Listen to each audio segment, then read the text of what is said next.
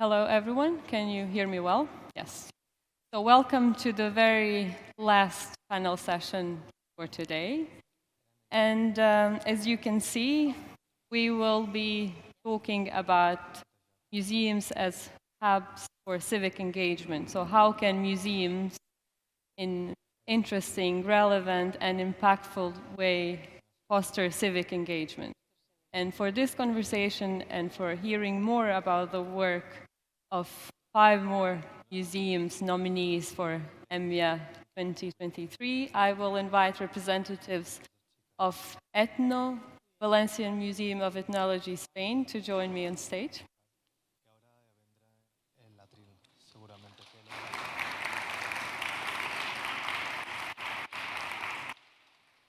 Representative of Workers' Museum from Denmark that we already heard part about their work and practices. Swiss Museum of Agriculture representatives, please join us.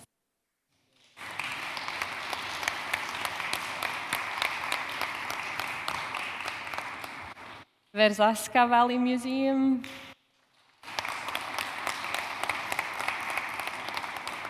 And the most challenging for me as a non-French speaker, Les Franciscains. Thank you.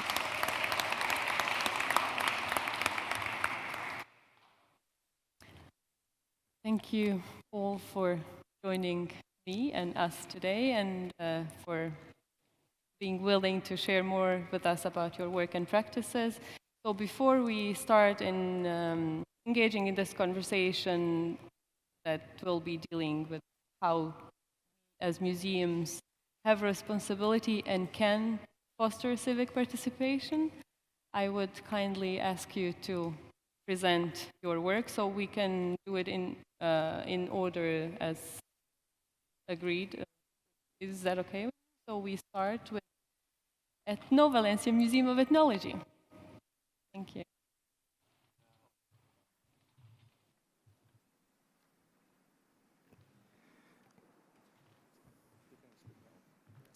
Hi, everybody. Okay. Thank you. Well, good afternoon to everybody. I would like, first of all, to thank the organization for giving LETNO the opportunity to be here today, meeting colleagues, getting to know each other better, getting to know other projects, and, well, celebrating the world of museums. Thanks also, of course, to the... I'm sorry, but yeah, we cannot hear anything. But also I am off, so. Hello? We cannot hear you. All right.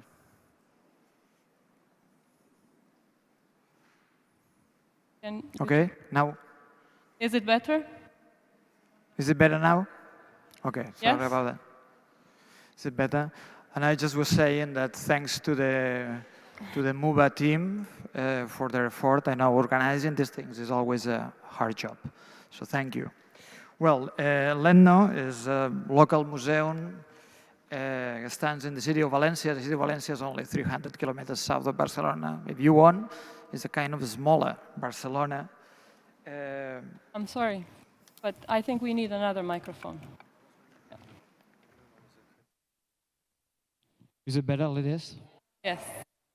Yeah, thank you. Thank you. That's okay. That's okay. Thank you. Thank you. Well, as I was saying, the LETNO is a local museum located in the city of Valencia. It was born in the political atmosphere at the beginning of the Spanish democracy during the early 80s. Those were times of freedom and identity retrieval after the long, difficult years of Franco's dictatorship. LETNO was created by a local administration, the Diputació, to document the ways of doing, the memories and the traditional culture of the Valencians. The Valencians, as a Mediterranean culture, are part of the reality of the mosaic of cultures that define the modern Spanish state. 40 years of dictatorship had badly deleted that reality, and the museum was then part of a wave of institutions that were created to help kind of wall back for cultural obliteration.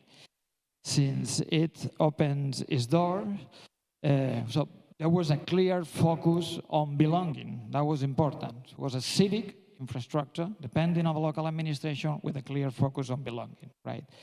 Since it opens its doors, Ledno was located in this building, the Beneficencia, a 19th century orphanage that by the time was out of use. Right from the beginning, we have shared the building with other institutions, the Museum of Prehistory mainly, but also along with the years with other, like a publication house or a cultural service called SAR. Well, we are still kind of a cultural hub in the city center, right?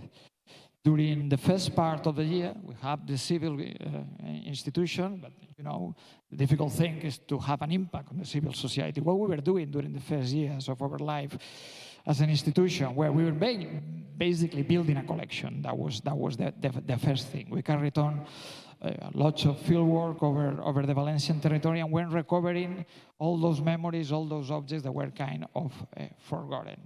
Right, but years went on.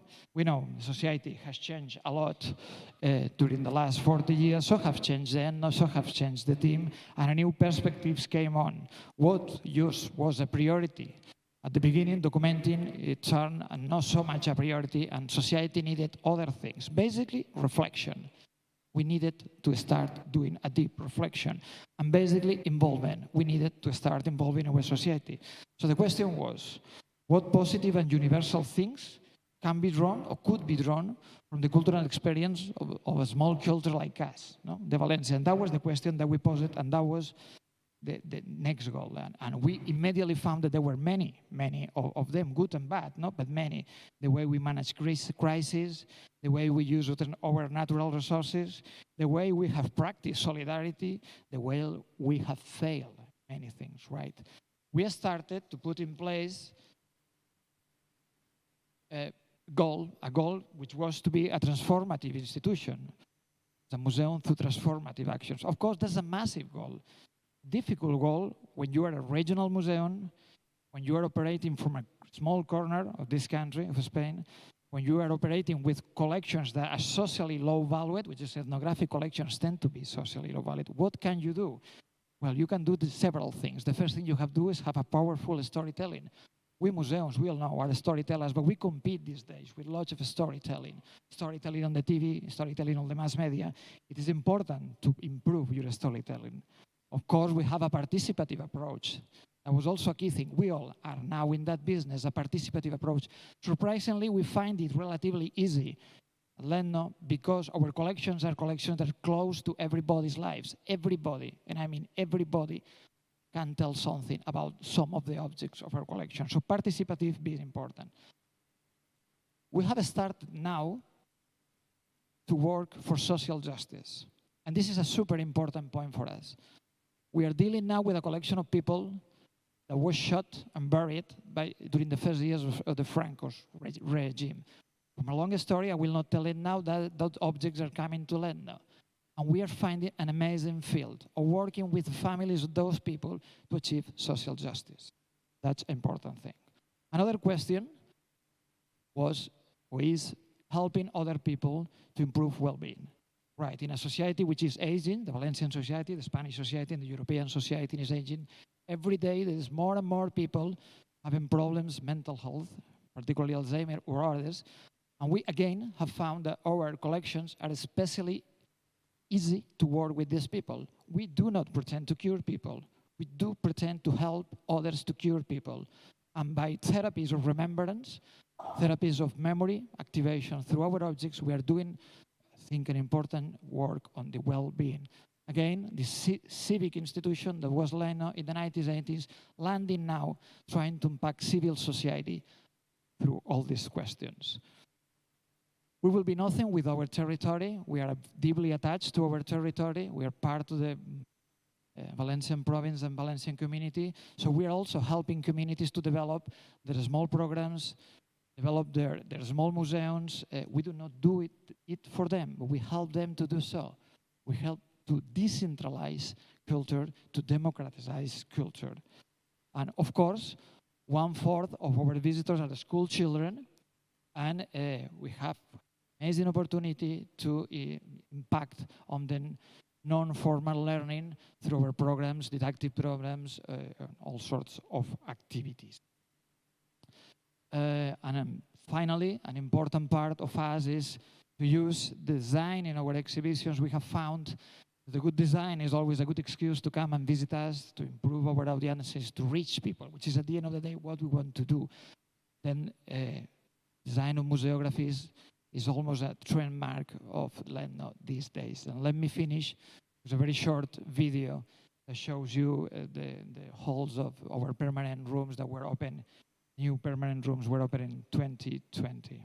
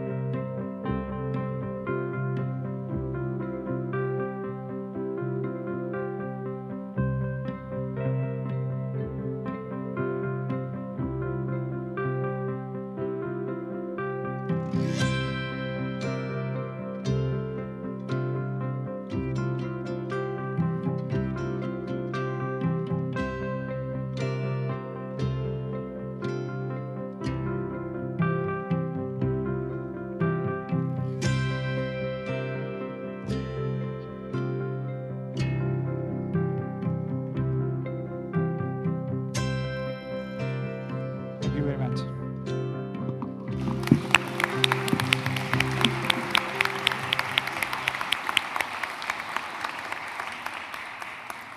So maybe we will need that microphone, just a couple of more minutes.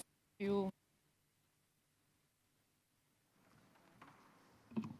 I just wanted to go with a follow-up question.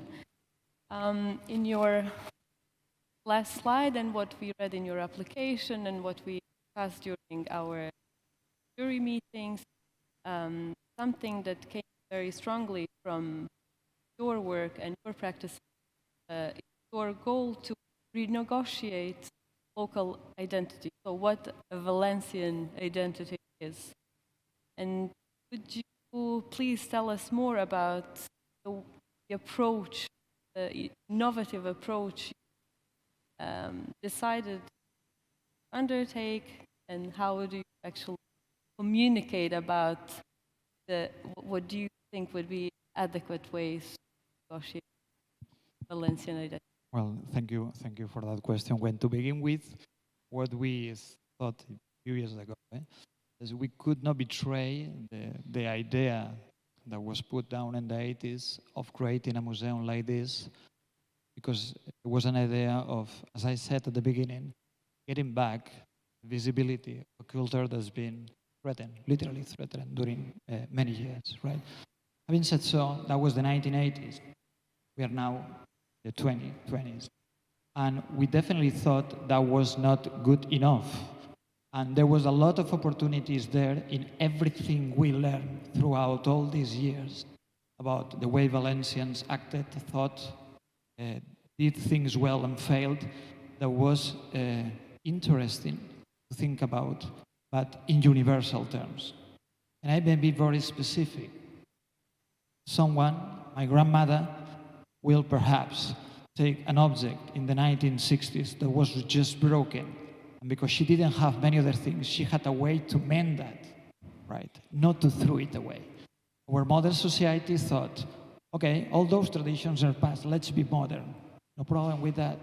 But when you revisit those things, you revisit this person making that particular action from the knowledge you got of traditional culture, from the perspective today, you may think, there is a sustainable act there.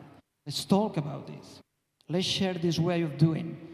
In this case of an old Valencian person, it could be a Spanish old person, French old person, European, for instance. The way traditional society did some things is perfectly usable today. And that's our main task.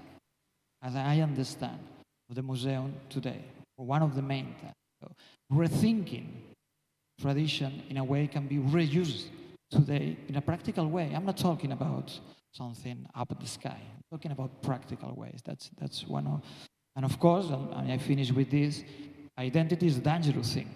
Don't misunderstand me. Identity, it is a dangerous thing.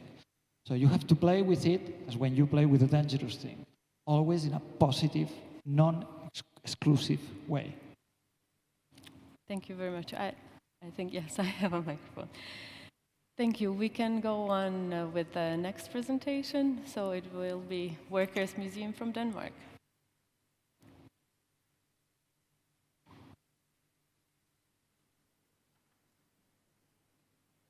Thank you very much for that, Mina. And let me say again how proud we are at the Workers' Museum to be among the nominees for this year's awards. I already had the chance to present the work that we do and the major renovation we've done that is the basis for our putting ourselves forward as a candidate. So I hope you will bear with me when I show a brief video once again explaining about the museum and the work that we have done, and then go on to talk about some of the challenges and dilemmas that we are dealing with today.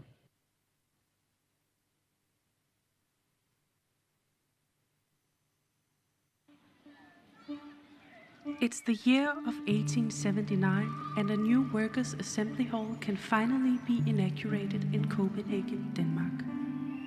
The building, initiated, built, and paid for by workers, has been a great ambition for several years.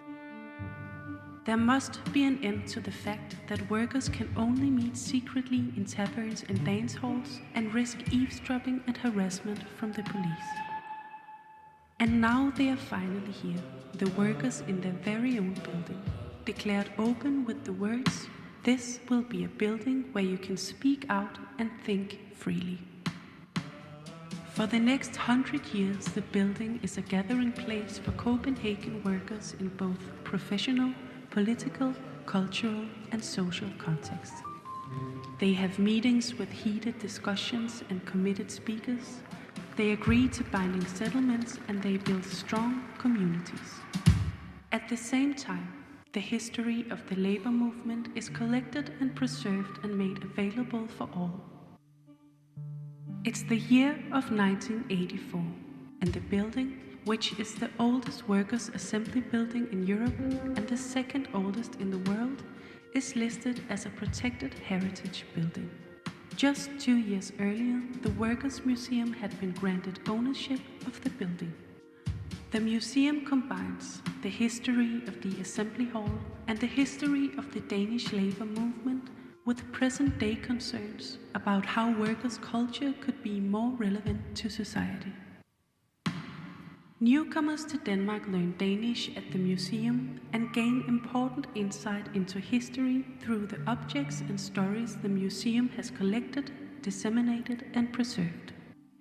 Students of all ages learn about activism, labor history, and democratic participation by interacting with history and creating new narratives of their own. Historians at the archive study the records that preserve and convey the history that we can all learn from.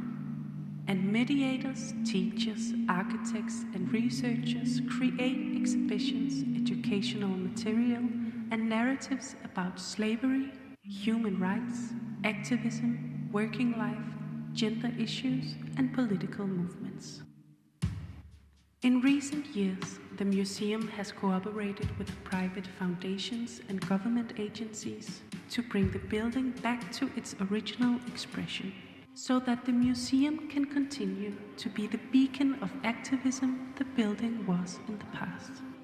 The Workers' Museum is not just for workers, and the building is not just a building.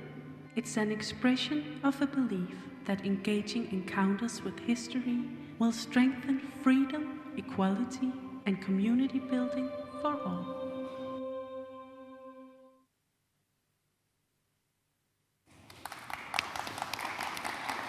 Thank you very much. We are very pleased about this transformation that we have carried out at the Workers' Museum.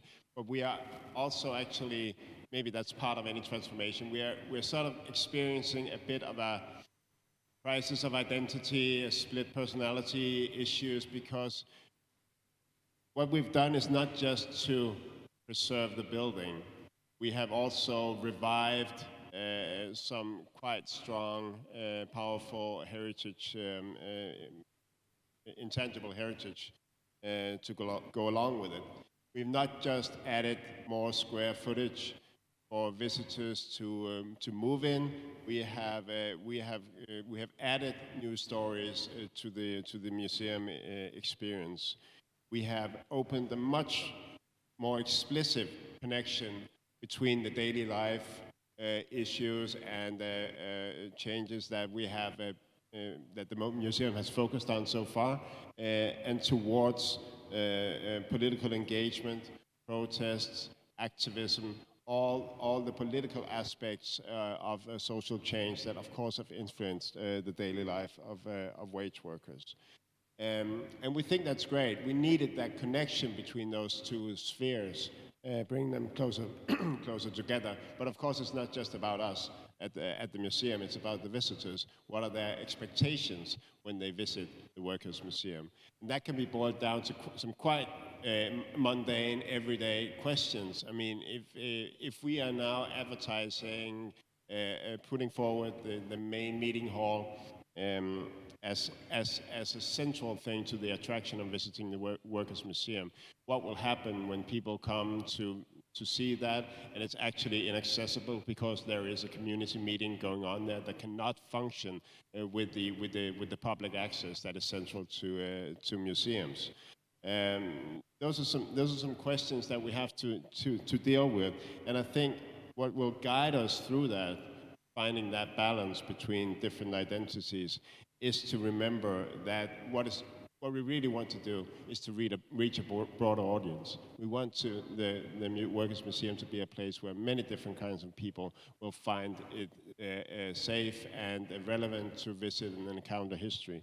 And if we want to do that, we have to remember that just opening the doors to the museum does not mean that everybody feels welcome.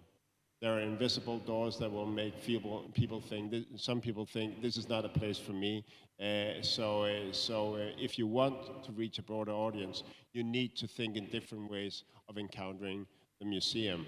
And some people will undoubtedly feel more comfortable going to the museum, not with the agenda of learning, not with the agenda of meeting research-based heritage, but with the agenda of acting, of speaking, of making a difference in society today, and in that way, discovering, drawing strength from a building that has that as its central identity. So I think that's really the guiding beacons that we need to have very clear sight when we are going to try to find out how to manage this sort of double identity that we've created by including these stories, these rooms in the museum experience. I hope that's going to be a valuable input to our discussions here about the museums as hubs for civic engagement. And thank you very much for your attention.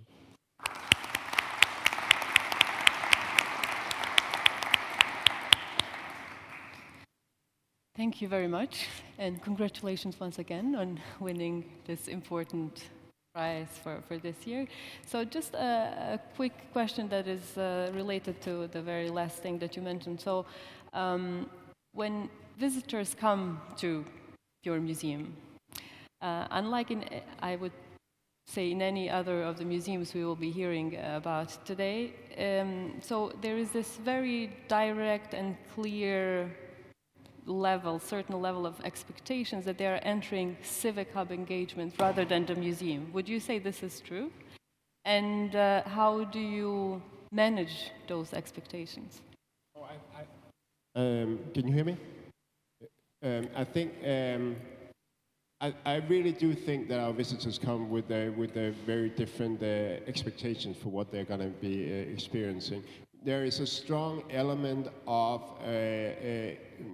groups of several generations coming to the Workers' Museum, encountering everyday life as it looked maybe 30, 50, 100 years ago, and having a discussion between generations about that. And that is not a discussion about political engagement. That is a discussion about the connections and differences of everyday life, people at different times. And then more and more people are coming because they feel a connection with the ideology, the values, the engagement, the critique that is at the core of the labor movement as well.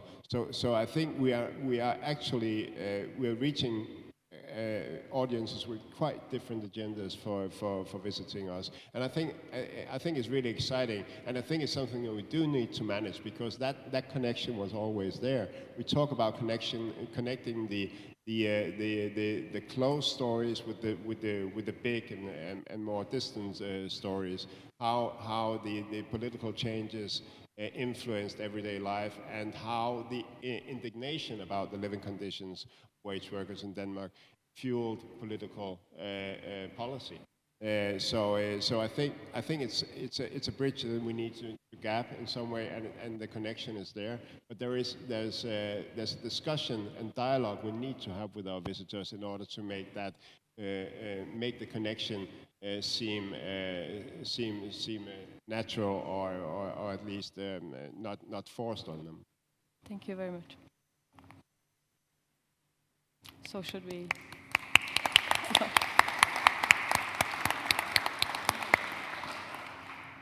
We are going to hear more about work and practices of Swiss Museum of Agriculture. Please, the floor is yours.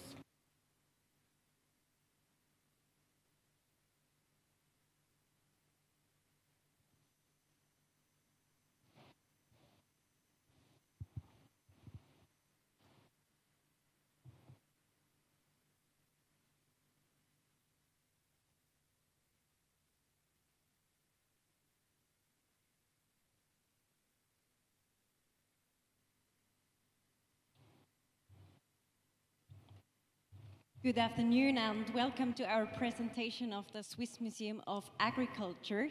I am Fabienne Luxinger and this is my colleague Helen Kaufmann, and it's a huge honor to us to be here today and to give you an insight of our daily work. In the last few days on this conference we talked a lot about being curious and also about participation. That's why we decided we would like to start our presentation with a question for you to let you participate.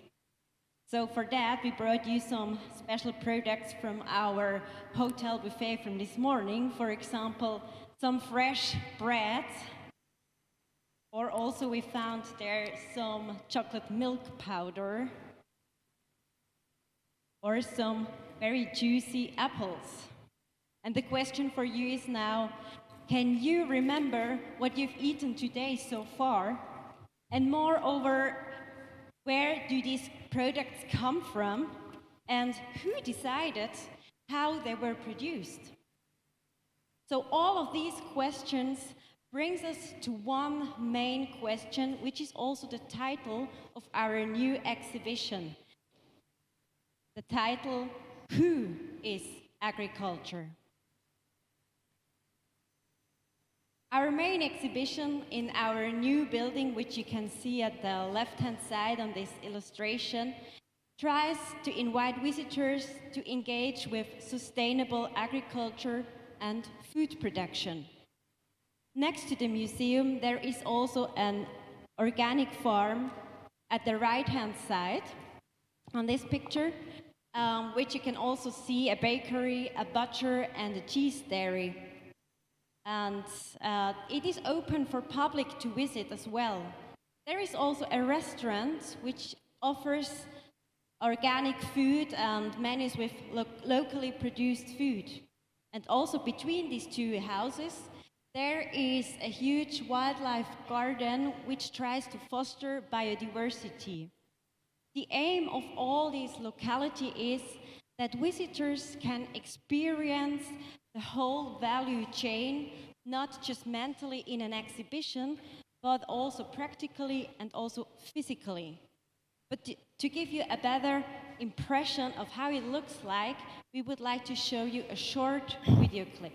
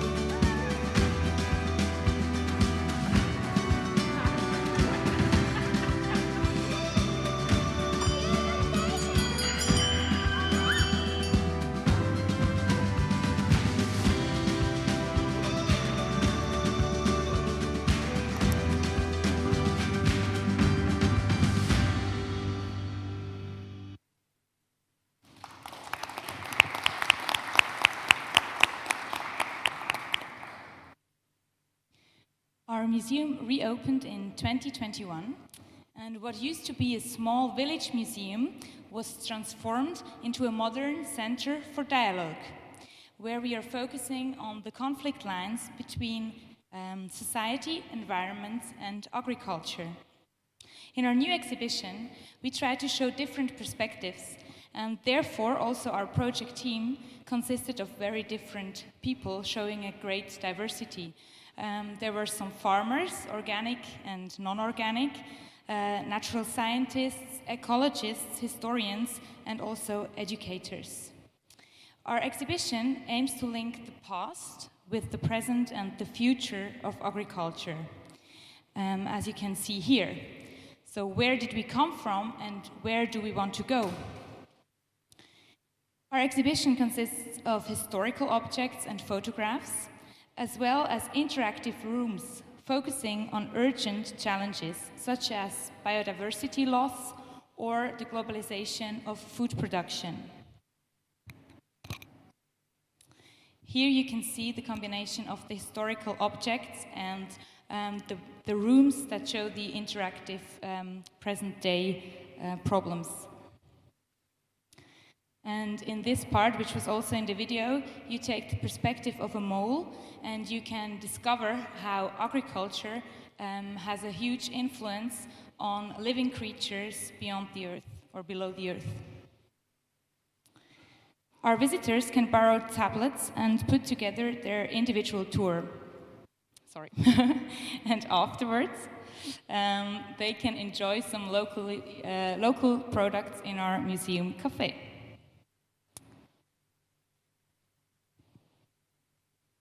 Although sustainability is a very important topic of today, it is a challenge for us as a recently opened museum located on the countryside with also a very low budget to be seen, to be heard, and also to gain a large number of visitors. But it is highly important to us to address the urgent issue of the future of our environment to the public.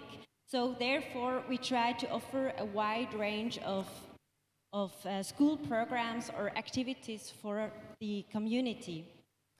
As for example, in our training kitchen, guests can learn to produce fresh food, as you can see here on the picture.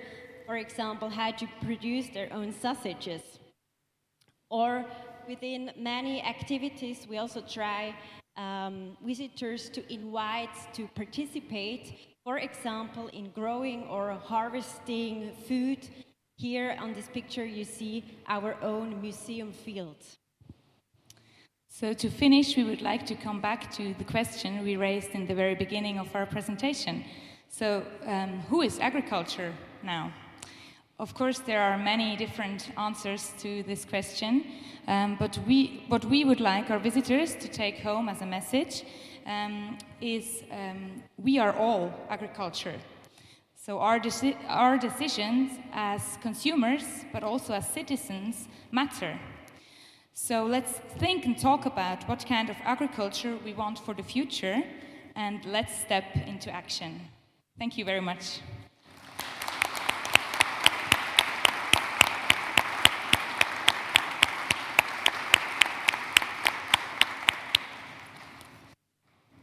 Thank you very much for sharing with us more about very... Yeah, no, it's okay. No. So you have shared with us more about a very wide range of ways and approaches you adopted to engage very wide and different audience, so from very young children to adults and different audiences you are working with.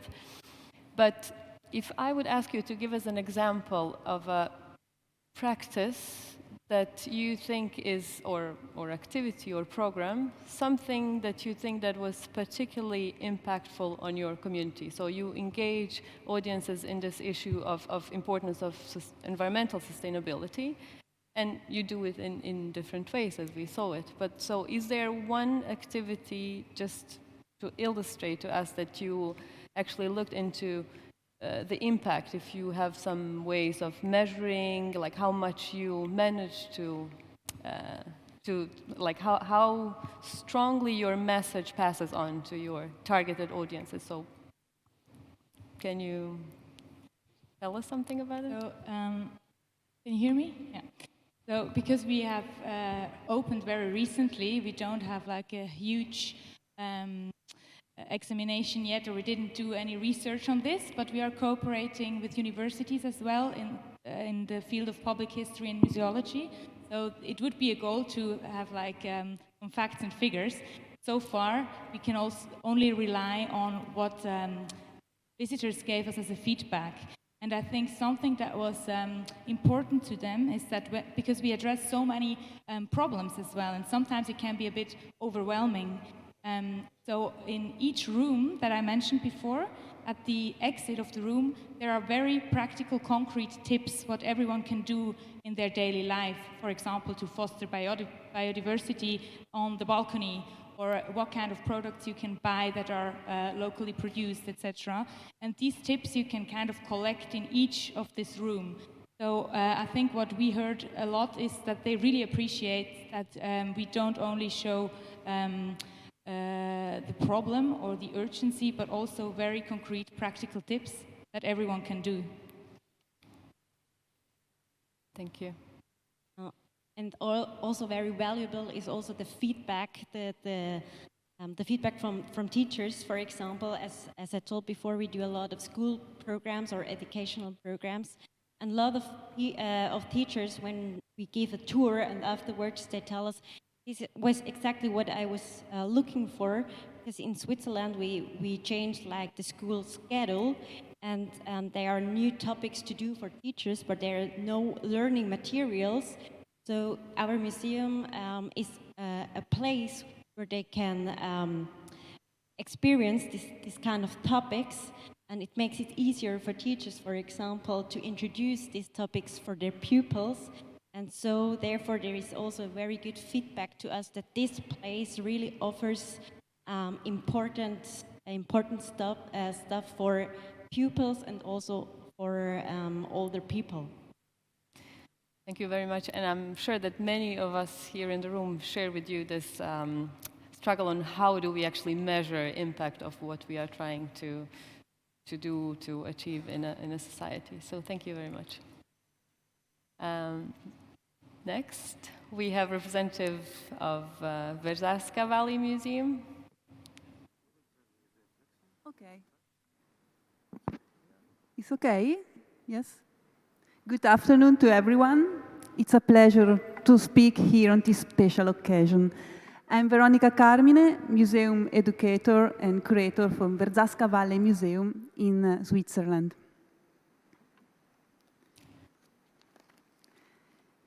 My talk about the museum as platform on civic engagement will be in 3 parts. In the first part, I will give you an overview over the museum's layout in general. Then, in the second part, I will tell you about the new permanent exhibition, particularly about the co-creation process with local primary school students. And finally, I will conclude by talking about the museum's aim of stimulating visitors to reflect on the connection with their everyday life. But so first, where we are, in the Prealps, in the Italian-speaking part of Switzerland, in an altitude of 900 meters, but not so far away from Milano.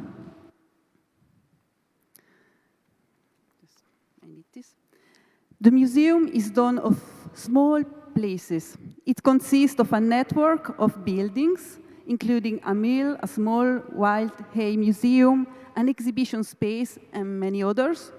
But we have a big area. So we did 4 ethnographic trails along the valley with the aim to transmit knowledge of the landscape through cultural roots in nature. It's important for us to say that the museum is in network and collaboration with more than 10 similar local museums. We have an office support, CDE, for restoration, visual media, research, scientific help. For example, Alessandra Ferrini is working in this in this office, and she's curator with me for this last exhibition that I will tell you.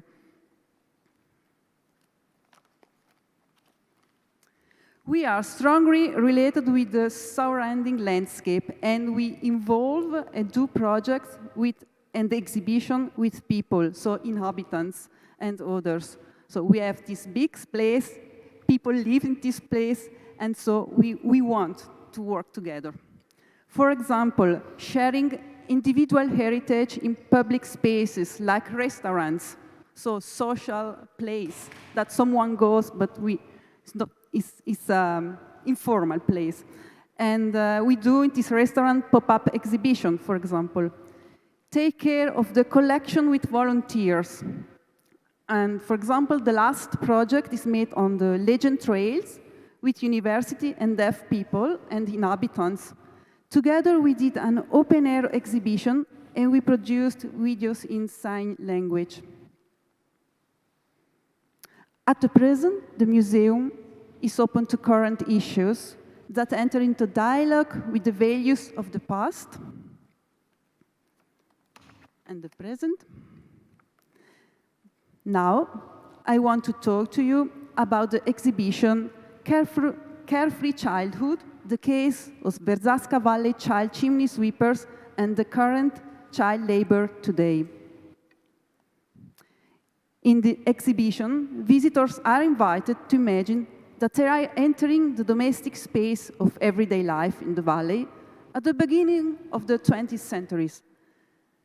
This first immersion introduced us to the mentality of the time, and in particular, to the attitude toward childhood.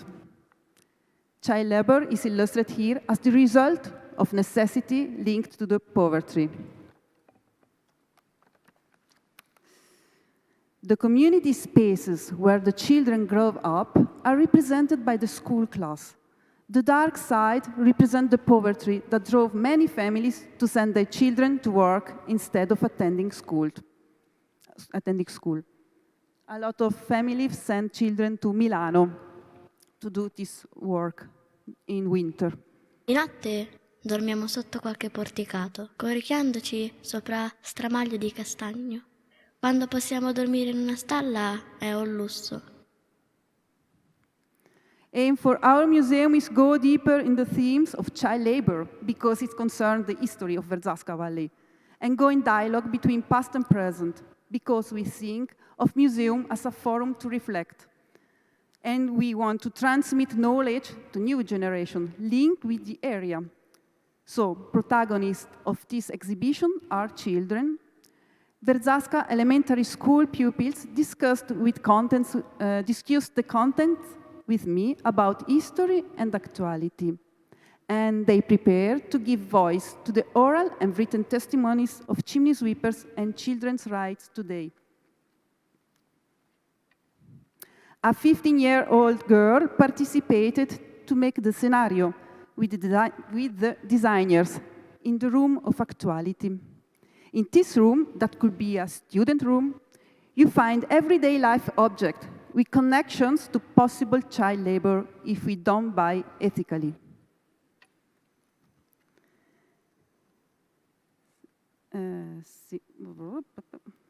And then, excuse me.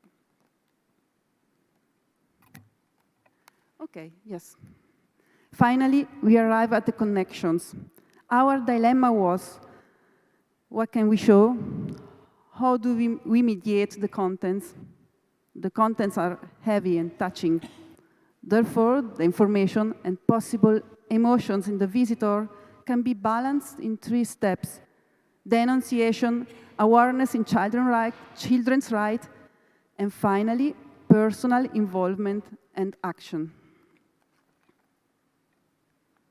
Ho il diritto di crescere in un ambiente sociale e naturale, favorevole al mio sviluppo fisico e mentale. Ho il diritto di esistere, avere un nome e un posto nel mondo e di mantenere le relazioni con la mia famiglia.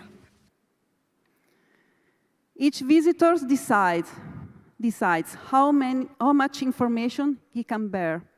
The confrontative moment of the visit in this room is necessary because it highlights how the time of child labor has not been yet completely eradicated, and that there is still much to be done to respect the fundamental rights of children. I'm coming to the conclusion.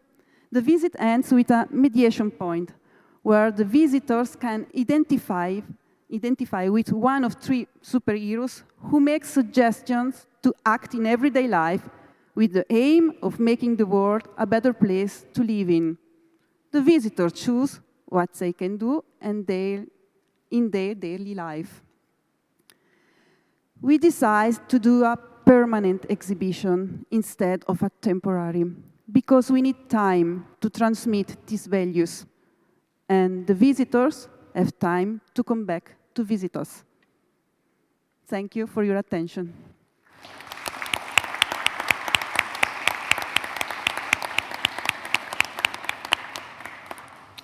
Thank you very much for your presentation. I had the pleasure of visiting your museum personally, and what I learned during the visit, it was very interesting and inspiring to see how embedded you are in the local community, so how much support and volunteering hours of people of different generations you have in the work and operation, even everyday operations of the museum.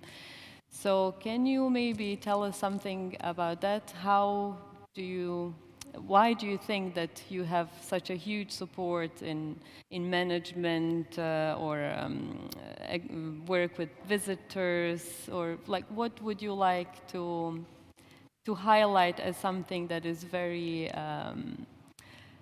let's say, relevant for the work of your museum, and that tells about this, what I noticed, that you are really embedded and supported greatly by the local community? Thank you. Do you hear me? Yes. It's a long process, and it's not from today to tomorrow. And it's something that you feel on your skin. And museum has power, and we decide what we want to do with the culture, transmit the culture, and to have dialogue with people. And for me, it's impossible to come back to another version of l'altra versione di museo. Ecco. For example, we did a different project with inhabitants, different intergenerational projects and so. And then we are starting to do something with deaf people They don't live in the valley, but they come to visit us. And with the Legend Trail, I explained for her before. And I'm so proud that we will have 3 persons that they will be a guide of the museum. When we speak about inclusion, we have to do that, no? And for me, for example, it could be wonderful if in our committee come someone that have to say something. So not only related with the valley, but values too. Thank you very much. And our last presentation for today is, again, the difficult pronunciation, Les Franciscains. You did it right. Thank you. First of all, I wanted to thank EMYA to allow us to present our Franciscan institution from Deauville in Normandy. This Franciscan project was born thanks to the will of the mayor, Philippe Augier, and this project is resulting from 10 years of preparation, which was the rehabilitation of a patrimonial building, a former orphanage, very important in the city history. With its 6,200 meters square, Les Franciscaines is one of the largest buildings in the city.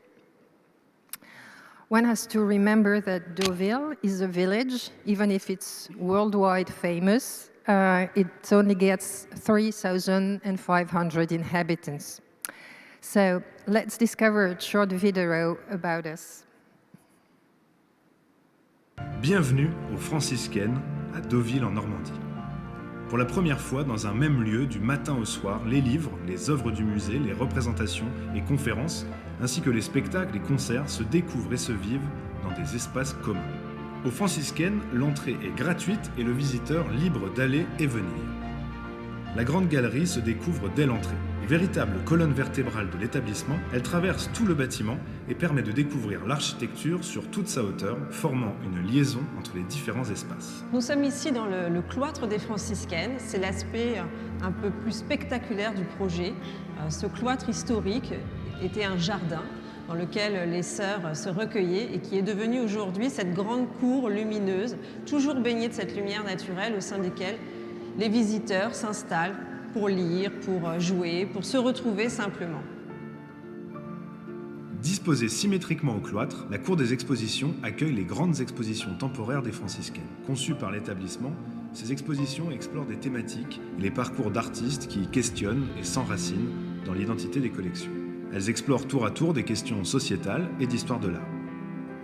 L'ancienne chapelle, dont l'acoustique a été entièrement retravaillée, est devenue une salle de concert ou de danse, de représentation théâtrale ou un lieu de conférence. Les gradins rétractables peuvent aussi transformer l'auditorium en salle de bal pour un soir. Dans la galerie des maîtres, qui longe la chapelle, les franciscaines développent des expositions capsules consacrées à des sujets pointus et présentent des collections privées rarement présentées au public. Un espace dédié à André Hambourg, peintre figuratif du XXe siècle, présente des expositions dédiées à cet artiste, formé dans le Montparnasse des années 1920. Les collections du musée et celles de la médiathèque dialoguent dans des univers centrés autour de 5 thématiques chères à la ville: le cheval, Deauville et la Normandie, les spectacles, l'art de vivre et la jeunesse. Ces espaces intimistes et chaleureux accueillent partout le public pour travailler, étudier ou se délasser et se divertir. Chaque univers propose un accès direct aux collections du musée et aux ressources de la médiathèque qui dialoguent dans une proximité inédite.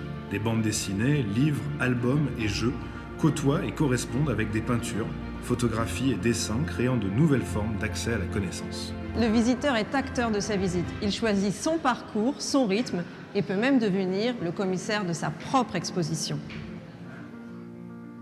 Les franciscaines s'adressent à tous les publics et réservent une place de choix aux plus jeunes visiteurs qui disposent d'un espace dédié. Un Fab Lab complète le dispositif muséal, mêlant création artistique et numérique. Sous forme d'ateliers dirigés, ce laboratoire donne accès à des outils de fabrication numérique.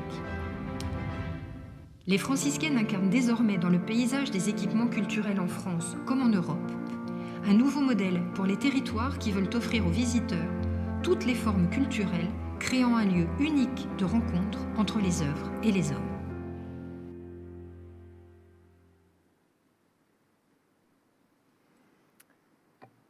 So the Franciscan project results from the urgent need to make culture under all its forms available to as many people as possible. A place where experience is shared and associated to the art of living. There we live culture from morning to night, 6 days a week and 11 months out of 12. The result is a new inclusive and dynamic public place. Unique and complementary, the collections of the museum are associated in common spaces, freely accessible and shared with the collection of the library. The books and the works of art respond to each other and are discovered in 5 thematic words you find on the screen now. On a cultural point of view, Les Franciscaines are present for the first time as a project that brings together spaces usually separated. It means a museum, a media library, and a theater. We are present on an educational point of view, with privileged partnership with the social facilities of the territory, from kindergarten to high schools. We are also present on a social point of view, with access for all to culture, thanks to free access in most of the spaces, allowing a discovery of reading and works of art at the same time. Okay. We're also present with our public, of course, which is varied and comes from origin, of course, from Normandy, but also from the Parisian region, but also from abroad, from Belgium, from Netherlands, from Germany, and of course, Great Britain. We're also present, of course, on an economical point of view, because this is a place that brings together and involve actors on a regional and local level.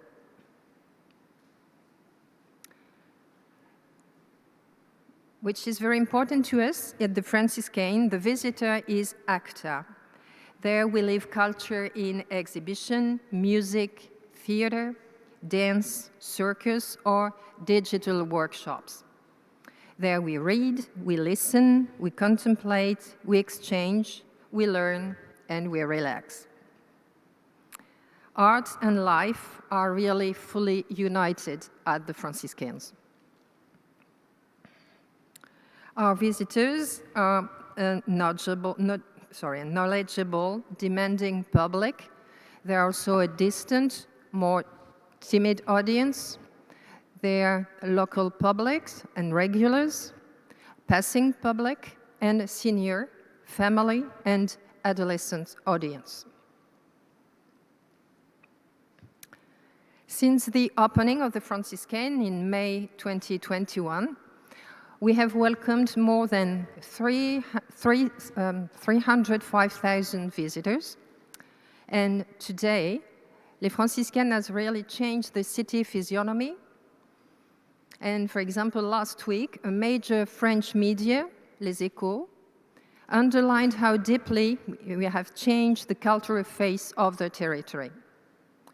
This recognition of the quality of our establishment, we obviously also find it here with you today by your selection among all the other museums for EMYA.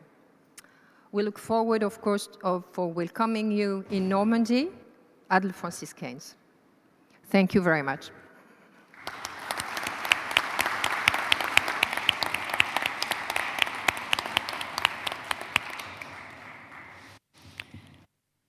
Thank you very much for your presentation.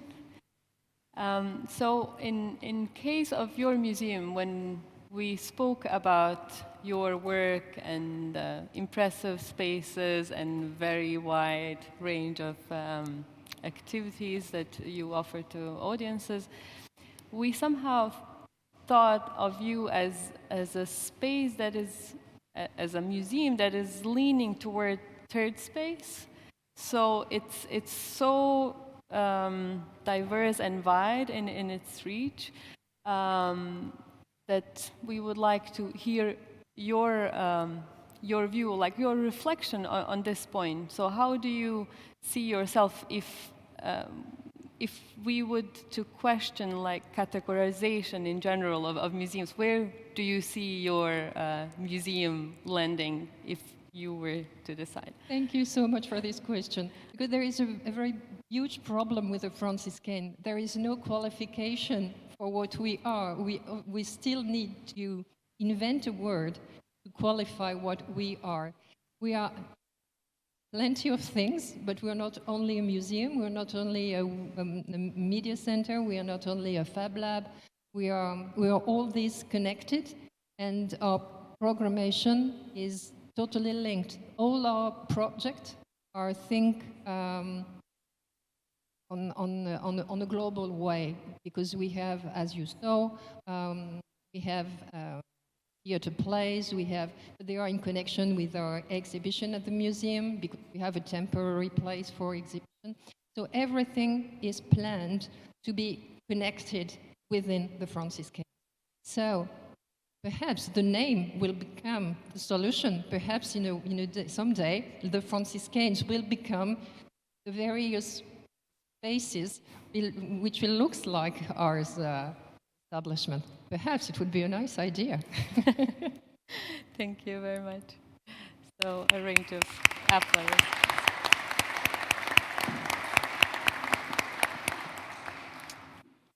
So now we have some time for our brief, but I hope very meaningful and engaging discussions on museums as hubs for civic engagement. So if we look at the polls and different studies, museums are constantly ranking very high in terms of trustworthiness. So societies and people believe in the information and what they can learn in museums more from other sources. This is still somehow, and for many years, it continues to be that museums are well-trusted institutions. And in my view, this really places a lot of responsibility on museums. So what do we do then with all this trust given to us? How do we give back to our communities in a way that, how do we empower them with all this information we have, with all that we can offer to our audiences? So how do, maybe a question for all of you, maybe for some of you, if you feel like addressing this question. So how do you empower your audiences in a way that audiences are empowering you with all the trust they are giving you? I think, for example, that the fact that at the Franciscans, the entrance is free to the major places. So the people are really free to go everywhere, almost everywhere they want, and to get appropriation of the things we are putting to their, we are bringing to them. So this is just like a comeback, I think.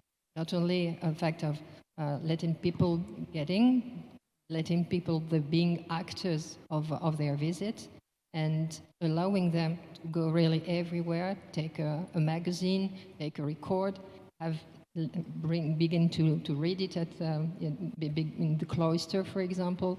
So this is probably our answer. Would you say that can you hear me? Yes. So would you say that some programs or practices in particular in your museum are a space for fostering civic participation? So which of these very wide range of programs you would say are supporting this aspect?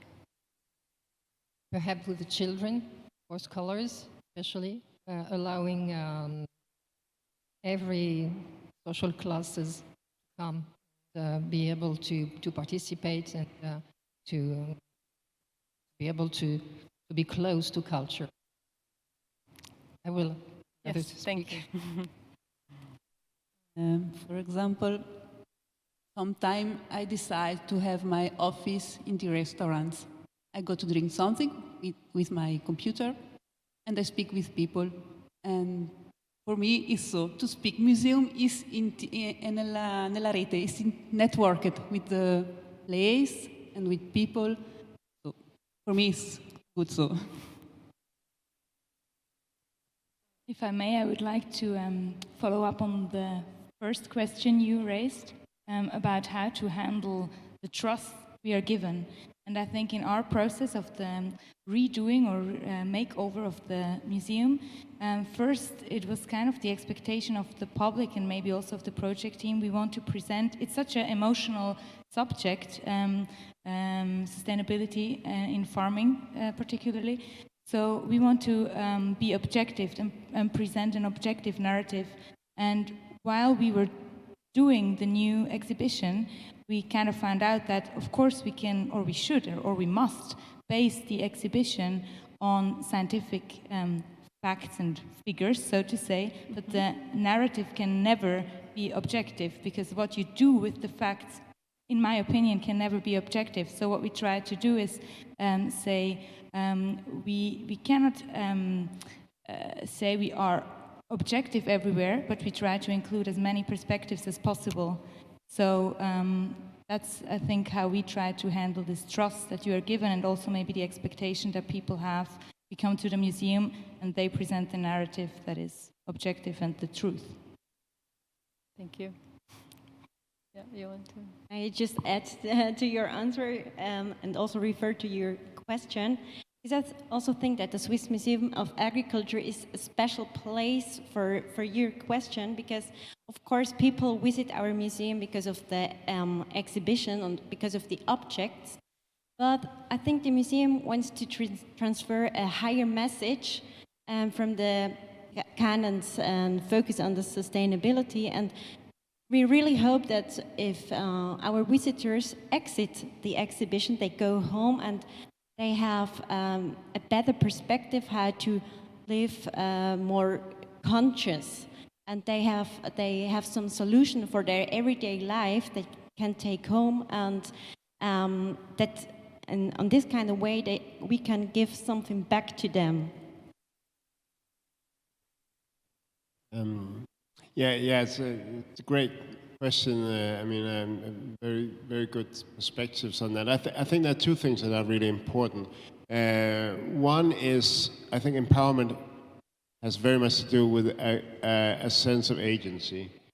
And I think in any way that we can convey not the experience, but the knowledge that you can act also in the museum. You can shape this experience. You can either participate in activities, but you can also shape it with the knowledge you already have and that you bring into the museum. I think that's a very important opening to give and make space for, in order to convey and start a process of empowerment. The other thing, I think it's important for museums to be an example of that empowerment as well. And I think maybe talking about the trust that we have and the scientific background that we stand on, I think it's important to show that we want to do something as well. We feel empowered to have opinions, that are things we want to change, so that there's a face to the message that we're sending, and there's a possibility to contradict it and critique it. And I think that calls for museum to be much more clear that we are not neutral. We are in the business of normalizing, trying to normalize a particular view of the world or a particular approach to the world, and that will foster dialogue and a discussion, which I think can lead to empowerment. Thank you. Well, I think that's a super key question. In a world of all the problems we have with disinformation, mass media, lots of data coming onto our mobiles, the fact that people still think out there that museums foster some kind of truth, it is our from my point of view, the real treasure, even before our collections, will be to try to keep that perspective and build that confidence. And I agree with you on the line of dialogue, because obviously what we say, the people that we work in a museum, what we say, our opinions, what we put in our exhibitions has some subjectivity, but that subjectivity has to be through the dialogue with our visitors. So as far as we keep the museum as a safe space where people can come and they know they will be listened to, and they know there will be a dialogue, and they know whatever ends up being told is something based on sharing perspectives, I think we will have a future. And definitely keeping that trust is a big thing at the beginning of the 21st century with everything that's going on out there. I have another microphone. Yeah, thank you.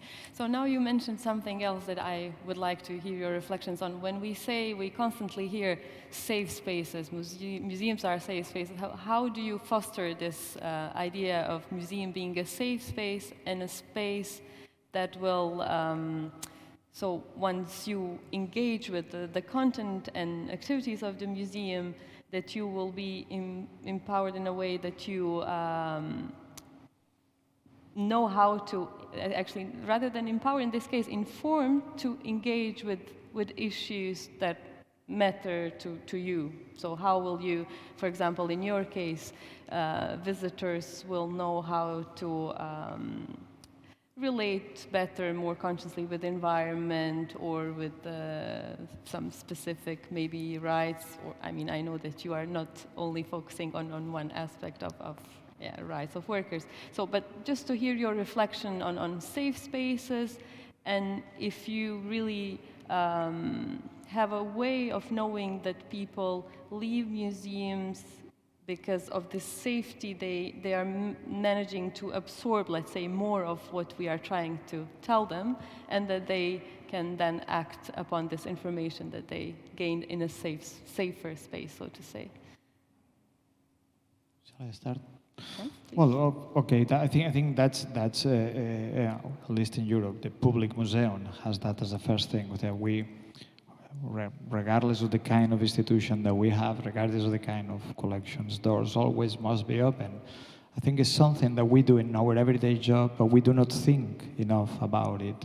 So it's not like that. It is a safe space. It is that people can speak and people can share things. Of course, this is not the same depending on the type of museum, right? And some museums may find more difficult to share information because of the type of collections they have, but that's the big challenge today. Anyway, and I think our wall of museums has improved a lot on that direction, but we still have a lot to do. And I think this table, the museums we are here, we are demonstrating somehow that that's possible. Every one of us has told the story of kind of a little step forward, and there's a lot of steps to go on, but definitely being honest. I insist on that. We have to be honest and humble, which sounds easy, but it's not that easy.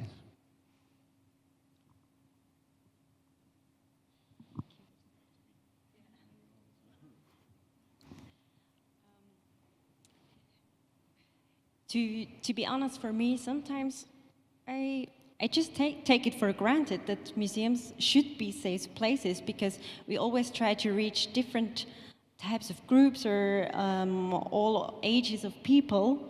And when I thought about how can I see in our museum that we are a safe place, or we try to be, I realized it the most, for example, after tours. As Helen said before, we tried to do our concept from different perspectives, and I realized it when it often comes into a discussion, and this is really really interesting for us, because so we try to give voices, for example, for farmers who can tell us how really difficult it is for them today to do their work. And on the other side, we have the consumers who also want to be heard in this discussion. And so, if it comes to this, if it comes to this dialogue and to this discussion, it is really interesting, and it shows me, or it gives me the feedback that there is a place for each voice and for each opinion, and so this is a safe space for me. Maybe just a few words to add to that. I think you feel safe when you don't feel that someone is pointing a finger at you, or maybe at your professional group or whatever. And that's, I think we try to achieve that with this multi-perspective approach. And also, I think because we kind of make transparent how in our tours, how we built or how we conceptualize the exhibition. So this is always what I said before, this is always a part of our tour as well, that we try to give some transparency who made the narrative. Thank you very much. I take an example. We don't do classical visit. We say to the people, 2 and 2, you have 20 minutes time to visit the museum. You choose an object that you like, you invent an history, and then we see us again. And then we do the visit with your fil rouge on your choice. And so we listen in each moment the expression. All people can say something that they have the right to say something. They are not curator, they are not scientific, but they have something to tell about a Picasso too. Why not? And then the mediator can explain something related with the history, related with the object. It depends with the transfer on this moment. Thank you.